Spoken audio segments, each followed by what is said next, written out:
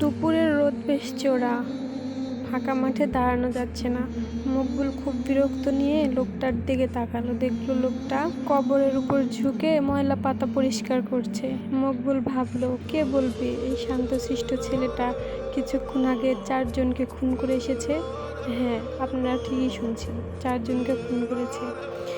মকবুল বিরক্ত হয়ে লোকটাকে বলল, তাড়াতাড়ি যা করার করে নে, আমাদের ফিরতে হবে। লোকটি বলল, স্যার আর একটু দাঁড়ান, আমি তো আর কখনো এখানে আসতে পারবো না।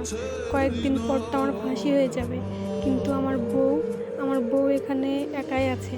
তাকে আর কেউ দেখতে আসবে না, তার কবর আর কেউ জিয়ারত করতে আসবে না, তার ময়লা কবর আর কেউ পরিষ্কার করবে না। আমি শেষবারের মতো একটু আমার বউয়ের সাথে একটু কথা বলে নিই।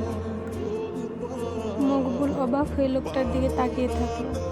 আর তার কিছুক্ষণ পরেই লোকটা চলে আসে এবং তারা গাড়িতে উঠে পুলিশ স্টেশনে রওনা দিল। গাড়িতে ওঠার পর মকবুল লোকটাকে বলল, আচ্ছা তোর বউয়ের সাথে কি হয়েছিল, কিভাবে তোর শুনতে যাওয়া যাক, তাহলে তাড়াতাড়ি মনে হবে পৌঁছে গেছি।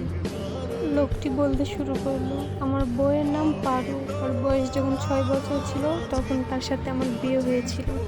এই কথা বলতেই মকবুল বলল, তোকে তো বাল্যবিবাহের কারণে জেলে দেওয়া উচিত। লোকটি একটু হাসলো, হাসার পর বলল, কিছুদিন পর তো আমার ফাঁসিই হবে, জেলে আর কি দিবেন স্যার, আমি তো জেলেই আছি। তারপর লোকটি বলল, পারোর যখন 5 বছর বয়স তখন ওর মা মারা যায়। তারপর ওর বাবা আবার নতুন বিয়ে করে নিয়ে আসে।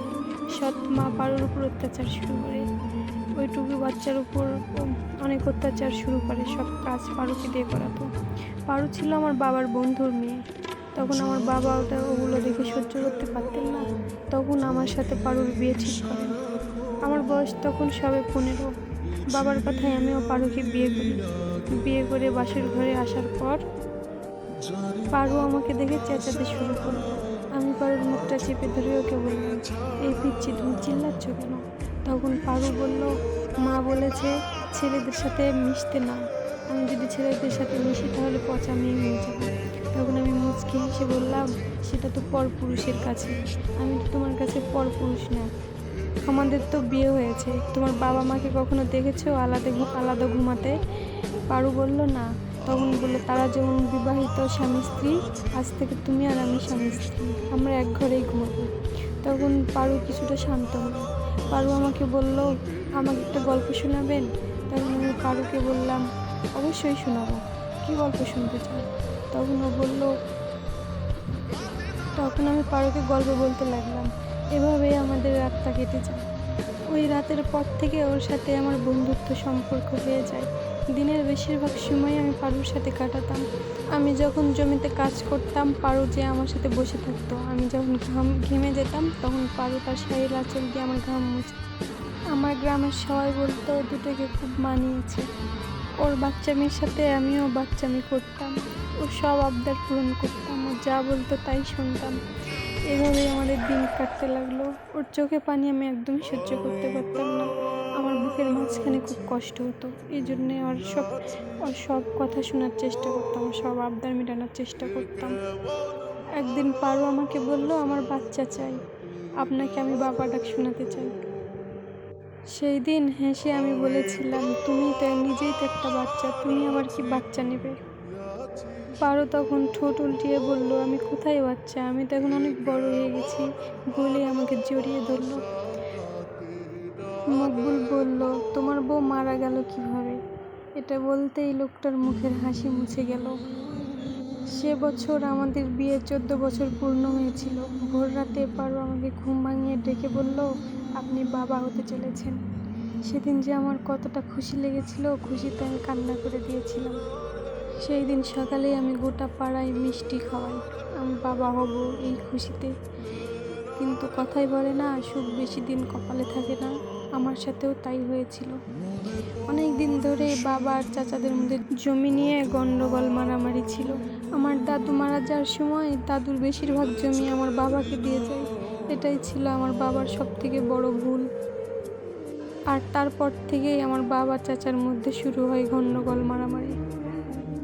সেবার চাচারা ইচ্ছে করে তাদের ধানের জমিতে আগুন লাগিয়ে দেয়। তাদের ইচ্ছা ছিল পুরো দোষটাই আমার বাবার উপর দেওয়া, কিন্তু সেটা পারো দেখে ফেলে। আর সেটাই ছিল পারোর জীবনের সব থেকে বড় ভুল। ও দেখে ফেলে তারপরে আমার বাবা সবাইকে বলে দেয়।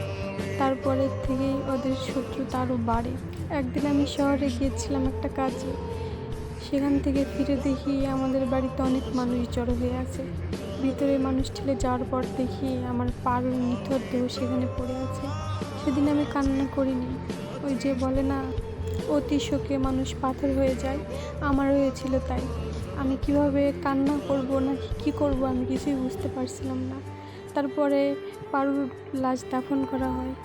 এরপর আমরা ওদের নামে কেস করি, কিন্তু ওরা ছিল প্রভাবশালী। তারপর ওরা কোনো না কোনোভাবে জামিন হয়ে যায়। এরপর আমি একটাই সিদ্ধান্ত নিই, যে করেই হোক আমার পারুর মৃত্যুর প্রতিশোধ আমাকে নিতেই হবে। এভাবে পার হয়ে যায় 5-6 বছর।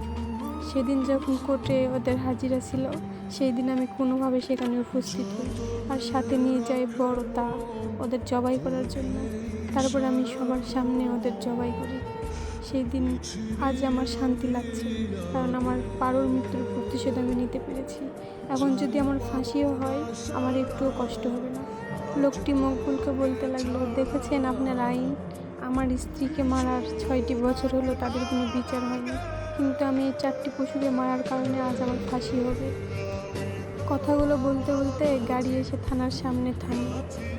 মকবুল লোকটিকে জেলের মধ্যে দেওয়ার পর এলোমেলো পায়ে বাসায় ফিরে যেতে লাগলো, আর ভাবতে লাগলো একটা মানুষের মধ্যে কতটা কষ্ট লুকিয়ে থাকে তা বাইরে থেকে দেখলে বোঝা যায় না।